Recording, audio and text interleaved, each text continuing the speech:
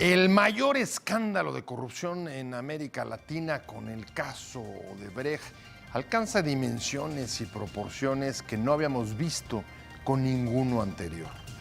Cerca de 12 países afectados, varios presidentes han caído por este motivo. Una cifra alarmante, 788 millones en sobornos entre 2001 y 2016. Y esto para dar la dimensión de un caso que ha alterado las relaciones de poder en varios países de la región, excepto aquí en México, a pesar de que hay denuncias y también se investiga las relaciones de sobornos o denuncias o señalamientos que han hecho altos directivos, exaltos directivos de la propia empresa en relación con sobornos que habrían ido a parar al PRI en la campaña del 2012 con o a través de Lozoya, el exdirector de Pemex. Sin embargo, aquí en nuestro país es una investigación que no ha prosperado hasta ahora. Hoy, precisamente, toma posesión el nuevo presidente de Perú. Los últimos 3 presidentes de ese país han tenido que salir del cargo, precisamente salpicados por el caso Odebrecht. ¿Cuáles son las implicaciones de Odebrecht? ¿Por qué en otros países sí pudieron avanzar lo que aquí no hemos logrado conquistar respecto de las investigaciones de este escándalo de corrupción?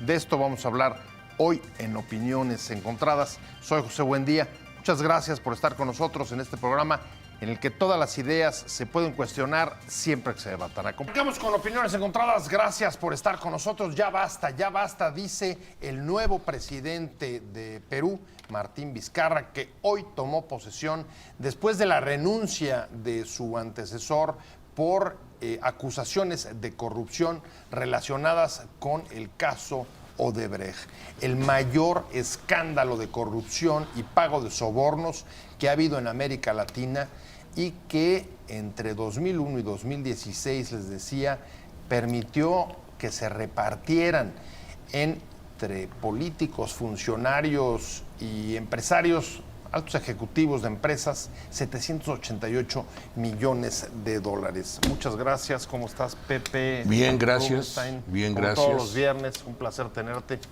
El placer es mío. Y con gusto. Me da mucho gusto recibir aquí hoy en el programa a Adalberto Santana, coordinador del Consejo Académico de Humanidades de la UNAM. Muchas gracias, porque además... Muchas gracias por esta invitación. Nos va a contar muchas cosas, porque él sí conoció a Kuczynski aquí en México.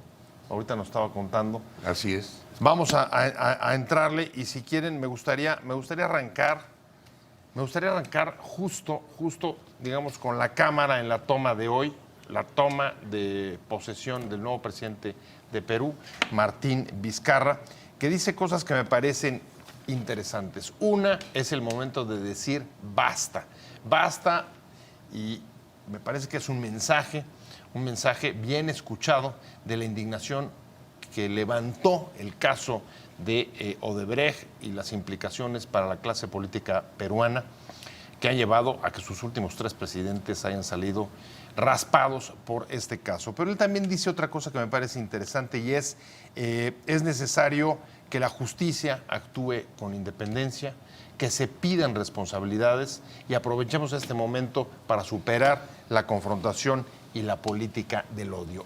Así se estrena el nuevo presidente de Perú.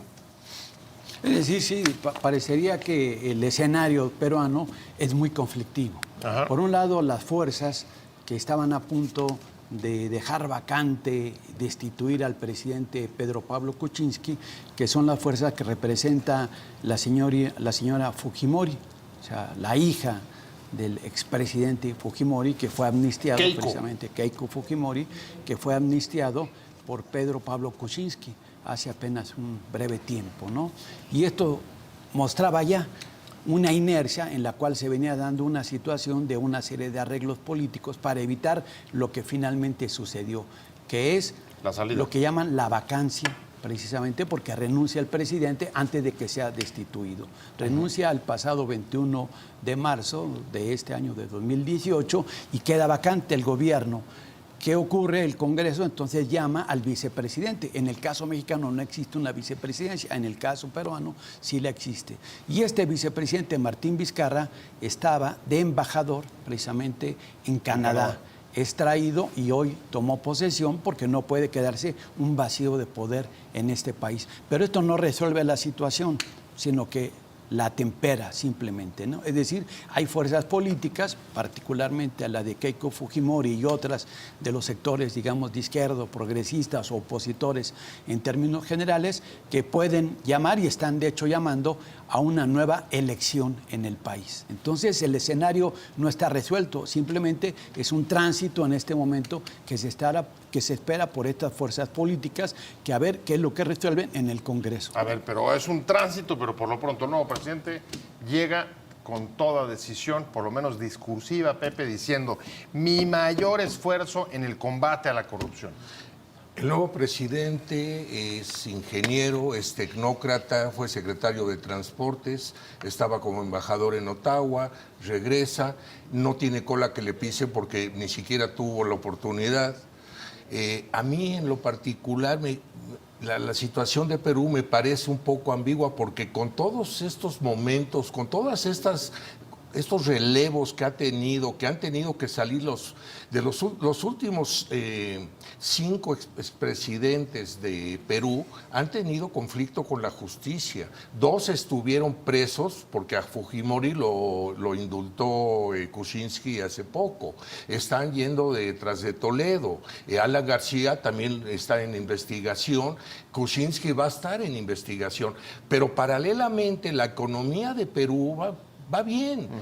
El último año crecieron 2,5% del PIB, están creciendo, están trabajando bien. Y yo en lo particular, cuando eligieron a Kuczynski, me pareció como que llegó como el hombre indicado, un hombre de gran personalidad, con una biografía estupenda, un hombre que economista, filósofo, un hombre que la hizo bien en la iniciativa privada, que ya había estado en el gobierno, y parece ser que este asunto de la corrupción por Odebrecht, primero, ¿qué organización la de Odebrecht? ¿Cómo le llegaban a todos? Pero es como que así era. Yo creo que no meditaban tanto ponderaban, a pesar de ser filósofo, el bien y el mal, sino que pues así era, me tocaba y así era. Pero ahora el clamor en Perú, todo mundo está ahora con el que se vayan todos. Sí. Y esa es la frase que están repitiendo constantemente. Quieren un relevo, pero quieren de verdad erradicar toda esa pus de contaminación, de corrupción y comenzar una era nueva de ética y de crecimiento.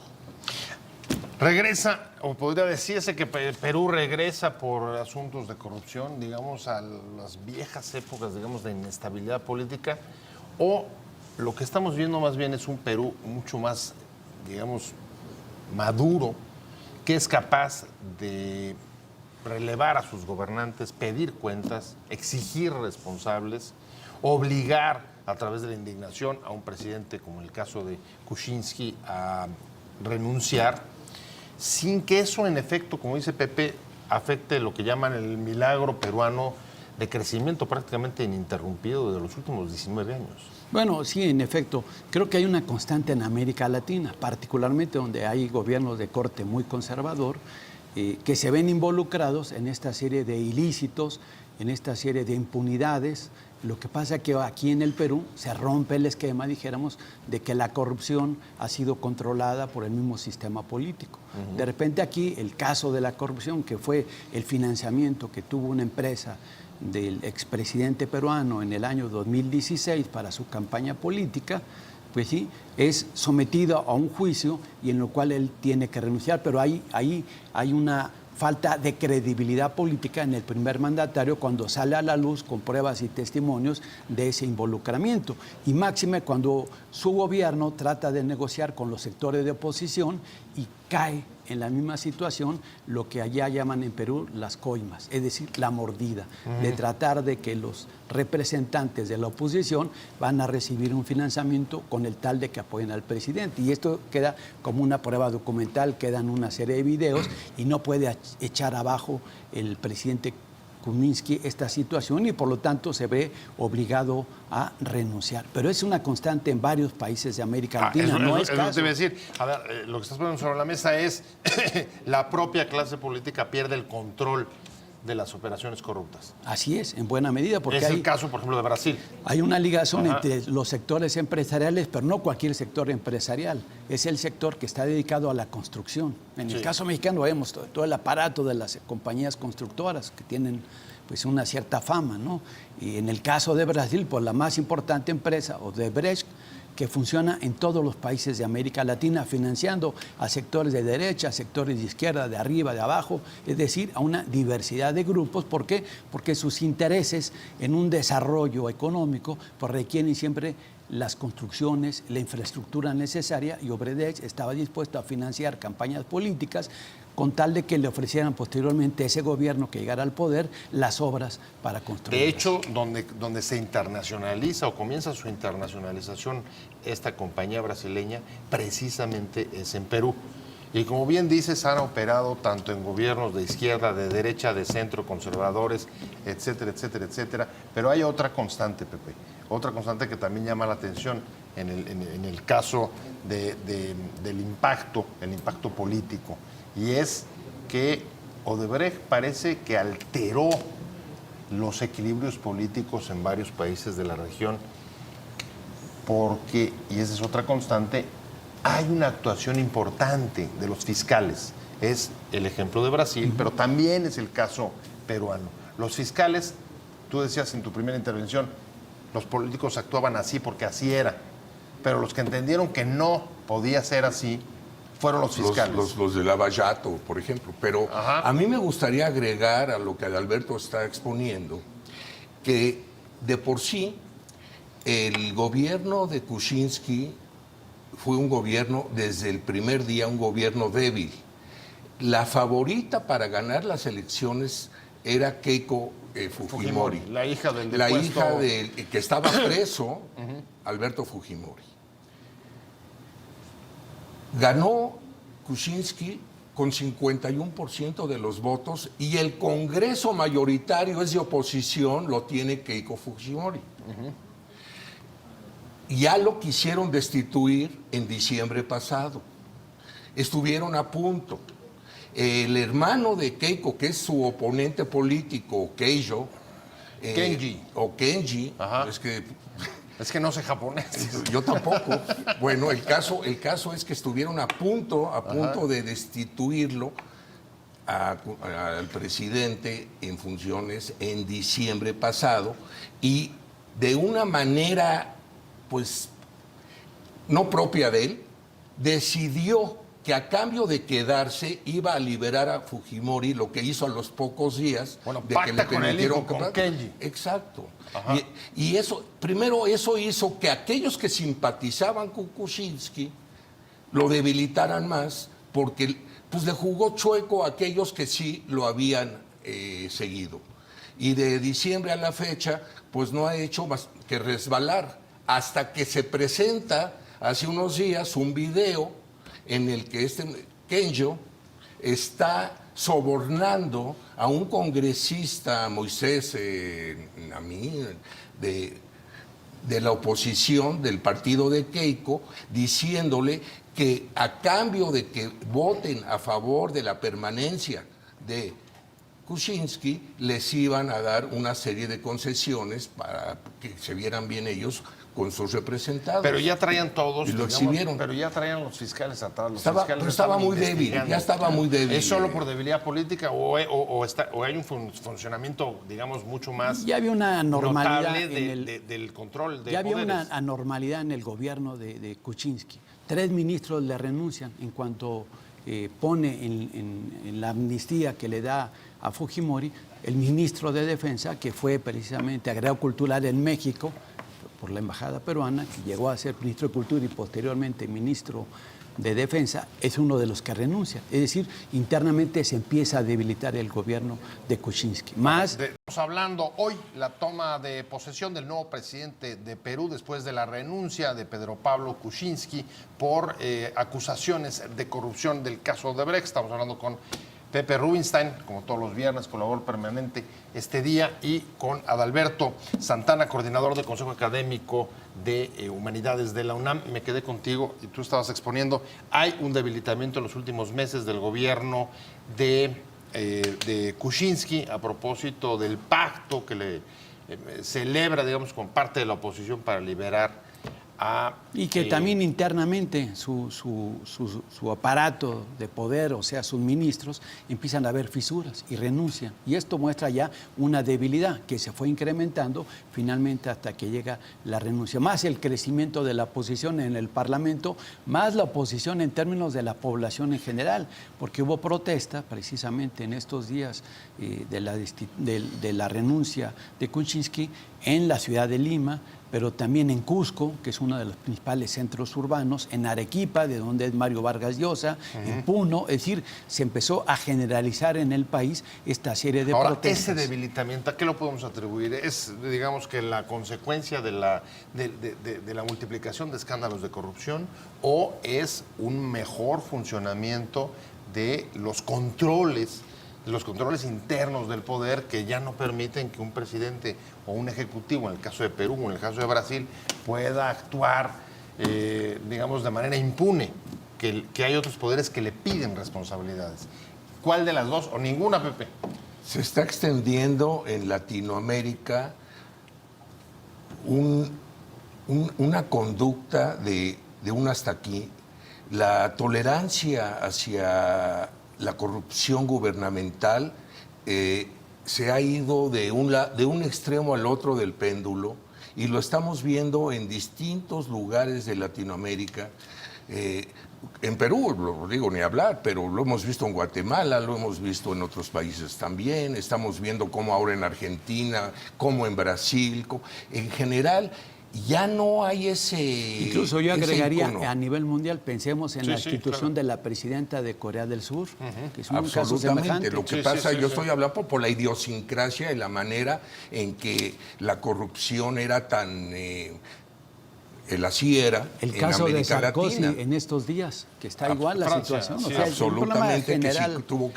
que tuvo algo que ver con Gaddafi, si recibió dinero de ahí, pero en general estamos viendo que esa falta de democracia es la que está creando una queja democrática y está abonando a favor de la democracia, porque todo esto que estamos haciendo es para que ya no suceda de nuevo aquello que era parte del juego.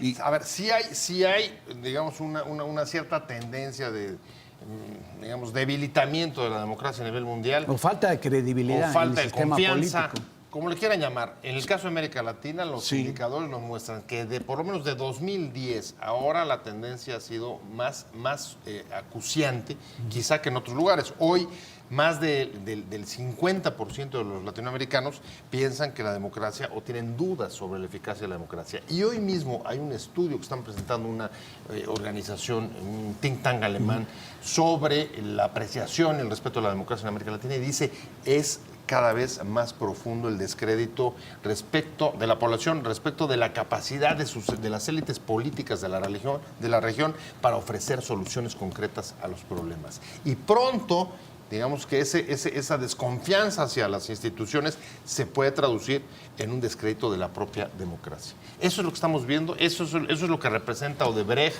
Perú, Brasil y otros casos, sí, yo otros creo que 11 países. En buena parte lo que se conoce como la clase política en términos generales es la que entra en un descrédito porque es la que está sumergida en estos fenómenos de la corrupción y que van desde Perú hasta México. Hay que verlo, en el caso mexicano es constantemente. Aquí el caso de Odebrecht, que fue que se cayó, lo pararon, lo frenaron, como si no hubiera pasado nada en el caso mexicano. En el caso del Perú, por el contrario, salió a la luz. Y esa clase política, cuando hoy la gente en las calles de Perú pide que se vayan todos, es que hay un descontento general contra la credibilidad de los tradicionales o modernos políticos de ese país. Es decir, ¿Dónde está funcionando mejor la democracia? ¿Donde, digamos, logra salir a la luz, como tú dices, o donde se queda a oscuras? yo creo que donde logra salir, porque entonces el descontento que tiene un sustento real, pues florece y se logra presentar nuevas situaciones. Llega el nuevo presidente Vizcarra, que también tiene de dónde pisarle los callos, porque también fue acusado con un aeropuerto Sí, claro. que él había construido en su población, donde también Donde se él vio gobernaba. involucrado en él. O sea, la clase política tiene una falta de credibilidad en amplios sectores de la sociedad. Y sobre todo cuando hay esta especie que decíamos en Perú llaman coimas, estas corruptelas que aparecen involucrados con sectores privados, particularmente ligados al sector de la construcción. No es cualquier sector, no es el sector industrial o el sector minero o el pesquero, es el sector de la construcción que ahí aparece de manera clara y evidente. Pepe. Yo creo que cuando... ¿Esto refleja, coincides, desprestigio de la clase política? Claro. ¿O funcionamiento No, de las... no. A ver, ¿desprestigio de la clase política o funcionamiento de las instituciones democráticas? Porque los fiscales forman parte y han sido claves en Desprestigio Brasil, de la clase política, pero además están derrumbando a Odebrecht. O sea, si Odebrecht hizo lo que hizo, no lo va a seguir haciendo. Y si algún otro pretende emular a Odebrecht, tampoco va a ser posible. Y al menos en esas escalas. O sea, ha habido un golpe definitivo en eso. Y me imagino que cuando tú te referías a No, un pero organismo... ¿es un golpe también a la clase política? O sea, Es obvio. ¿es un correctivo a la No, clase bueno, va a política haber, o no? aquí, Eso es lo que no nos bueno, queda aquí, claro. aquí va a venir un relevo de clase política y yo no sé si siga siendo así como era, pero ya no va a ser tan notorio. Pero yo quería agregar a lo que escuché, que hablabas tú de un estudio que se hizo en Europa acerca de todo el asunto. Yo creo que es la Fundación Bertelsmann, Correcto. que correcto. tomó una muestra Correcto. de 21 países de Latinoamérica, de los cuales 5 países, entre los cuales está Chile, Argentina, son aquellos países que están en democracia en consolidación. Y habemos 9 países que estamos en una democracia imperfecta. Esa es la categoría. Esa es en la cual nosotros lamentablemente pertenecemos. Una democracia imperfecta. ¿Cómo ves? Bueno, en efecto, esos son también los criterios de visiones, dijéramos, llamadas eurocentristas, que nos ven desde afuera como objetos de estudio. Pero ¿cómo nos vemos a nosotros mismos? ¿Cómo calificarías, por ejemplo, el estado por de la un lado, democracia en este momento? por ejemplo, dijéramos, esta falta de credibilidad en los políticos, en esta corrupción. Pero también, no tan solo en los políticos profesionales, porque también los jueces han entrado también en corruptelas y conocemos distintos casos. El caso más connotado que tiene que ver con Brasil precisamente es la destitución de la presidenta Dilma Rousseff, que también fue manejado como un negocio político por un clientelismo de quien hoy ocupa la presidencia, que es el señor Temer, ¿sí? Y que muchos le temen, y que hoy ha generado una gran explosión de descontento con el recién asesinato de una dirigente popular, una activista política, y que generó... Una activista defensora del medio ambiente, lesbiana y negra. Y que también lo hubo en Honduras, recordemos, con aquel asesinato donde estuvo también involucrado un ecologista de aquel país, y que se protestaron, y que hubo una denuncia sobre también las corruptelas en el gobierno de Honduras, que también hubo un manejo pues muy... Estamos hablando de la toma de posesión hoy del nuevo presidente de Perú. El antecesor renunció por el caso Odebrecht, uno de el mayor escándalo de corrupción que ha recorrido 12 países de la región, incluido México. Estamos hablando con Adalberto Santana, coordinador del Consejo de Humanidades del Consejo Académico de Humanidades de la UNAM. Pepe, me quedé contigo, Pepe Rubinstein. Así es. Odebrecht, la salida o la inestabilidad política en Perú, con los últimos 3 presidentes expulsados del poder, salpicados por este caso. Y la pregunta es, ¿ante qué estamos? ¿Es una crisis de la democracia o...? Al contrario. Esta crisis de la democracia va a levantar la democracia y va a haber una mayor democracia. Tanto los políticos serán más cuidadosos o verdaderamente sabrán que si son políticos, tienen que ser serios y tienen que ser honestos. O sea, pero el momento, salir de este momento de crisis depende de la respuesta Claro. que dé la propia democracia. Pero por otro lado, esta.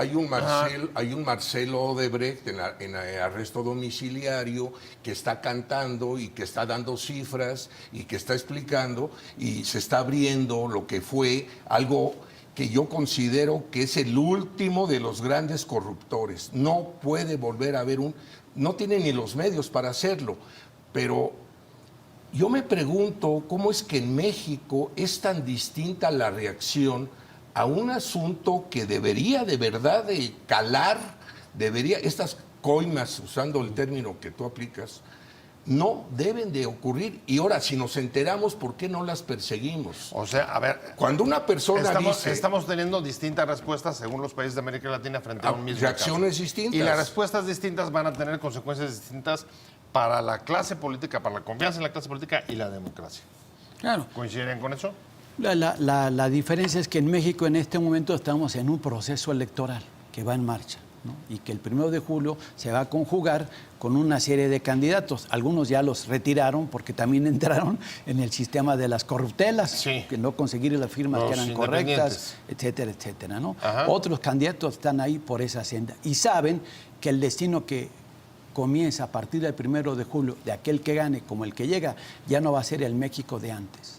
Va a ser un nuevo México donde entonces ya no va a tratar de predominar esa impunidad. O sea, a Porque ver, nos aunque el caso de Brecht, el caso mexicano, la respuesta que ha tenido del poder o del gobierno ha sido la impunidad, va a tener el efecto, digamos, disuasivo para atemperar la corrupción. Claro, porque el próximo Sí, gobierno que llegue, ¿lo independientemente de qué candidato va a llegar y cuál es el que gane, tiene que legitimarse. Y legitimarse es luchar en este momento contra la corrupción. A ver, pero entonces, ¿de qué depende un poco la respuesta?